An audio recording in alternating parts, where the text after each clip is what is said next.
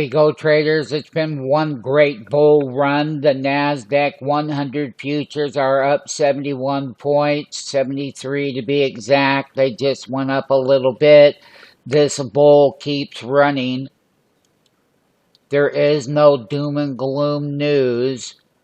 And every dip we're going to buy. That's the top of the resistance.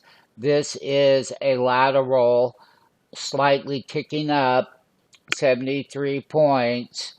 Okay, so it opened at 2088, then it went up to 2086. I mean, it's totally up 74 points. Keep buying the bull. Do not be fooled about this move. That I can tell you right now. I can tell you it's been a bull, and the bull will have a big pop in NPWR. Believe me, sign up for the free 5-day trial. Get your Christmas trade on with us. We have buy now, pay later. We have all kinds of programs waiting on you.